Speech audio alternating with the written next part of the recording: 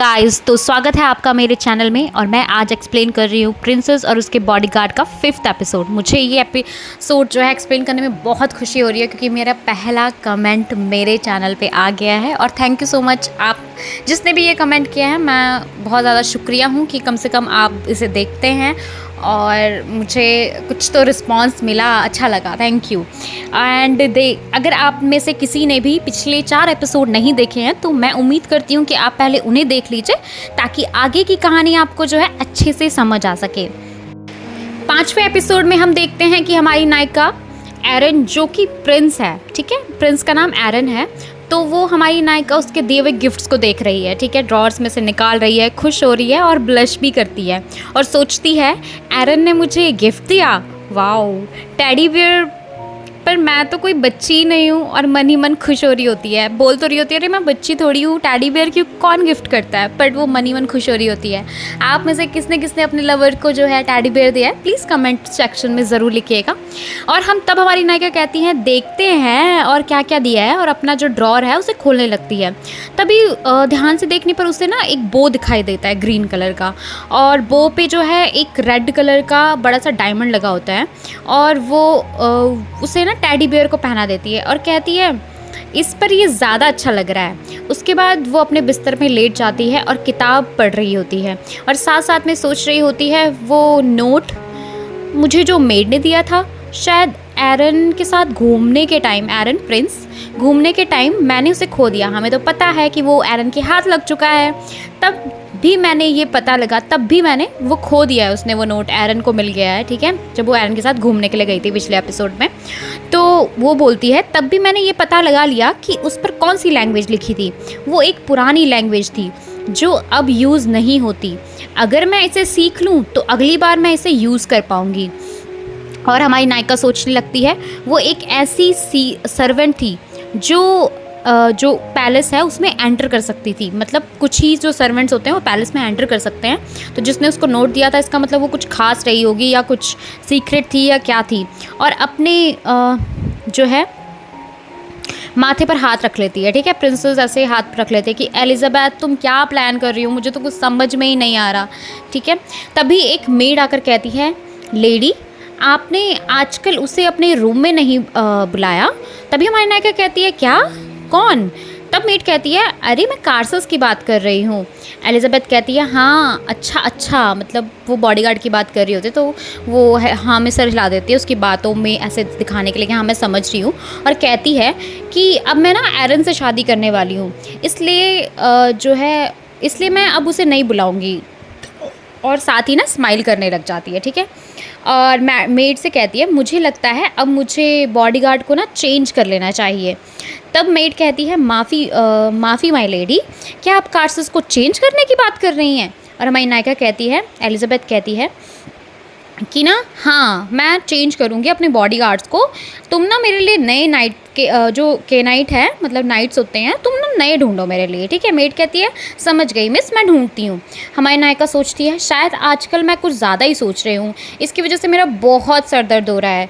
तभी हम देखते हैं कि सुबह हो जाती है और हमारी नायिका जो है उठती है, मेड से बात कर रही होती है क्योंकि उसका टेडी बेयर गायब हो चुका है, और कहती है कि जो टेडी बेयर एरन ने मुझे दिया था वो मिसिंग है, क्या वो मिला? मेड कहती है माय लेडी मैंने सर्वेंट से पता किया, उन्हें कहीं भी वो नहीं दिखा।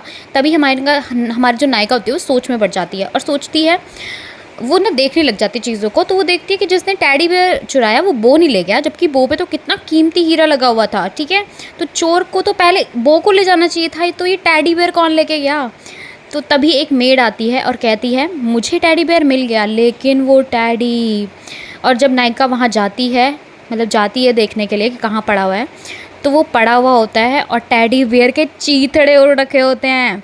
तब हमारी नायिका सोचती है ये किसने किया होगा, शायद जिसे एलिजाबेथ पसंद ना हो या जो एलिजाबेथ का दुश्मन हो, शायद उसने तो नहीं किया।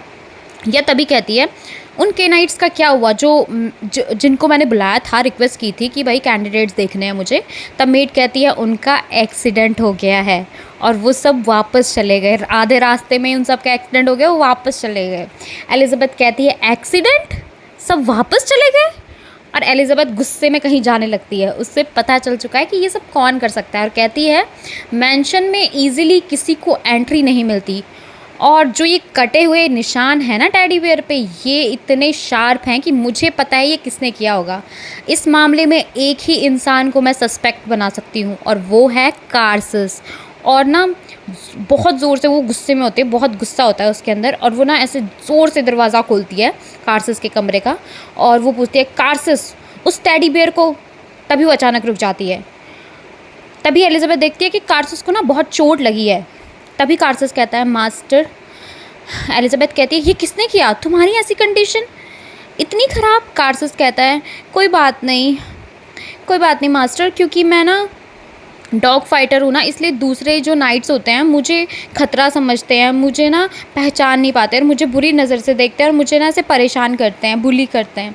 ठीक है, वो मैनिपुलेट कर रहा है ऐसे अपनी बातों से हमारी नायिका को, ताकि वो उसकी तरफ जो है अच्छे से देखे। तभी हमारी नायिका कहती है कि नाइट्स ड्यूक के केनाइट्स, मतलब उसके फादर के केनाइट्स, ऐसे मतलब वो बोलने की कोशिश करी कि वो लोग उन्होंने तुझे परेशान किया। तभी एलिज़ाबेथ सोचती है इसकी हालत तो बहुत ख़राब हो रखी है, कार्सस बहुत चोटिल होता है।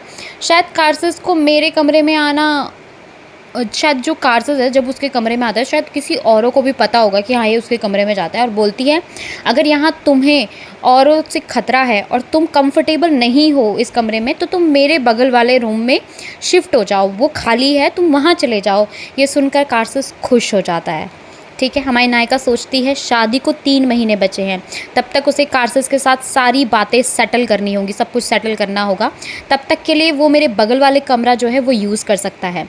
तब तक मैं सोच लूँगी कि मुझे इसका करना क्या है। और हमारा जो कार्सस होता है वो चालाकी वाली स्माइल कर रहा होता है और एलिज़ाबेथ को देख रहा होता है। तो यहीं पे हमारा जो है 5th एपिसोड ख़त्म होता है। तो अगर आप मेरे साथ यहाँ तक बने हुए हैं तो थैंक यू सो मच, और एक बार और शुक्रिया उस कमेंट के लिए। और मैं रिक्वेस्ट करूँगी कि अगर आपको अच्छा लगता है एक्सप्लेनेशन और अगर आप चाहते हैं कि मैं दूसरा एपिसोड भी लेके आऊँ तो प्लीज़ इस वीडियो को लाइक कीजिए, चैनल को सब्सक्राइब कीजिए, जिससे मुझे मोटिवेशन मिले और मैं रोज़ आपके लिए एक वीडियो बना सकूँ। Thank you so much, take care, bye, अपना ध्यान रखिए।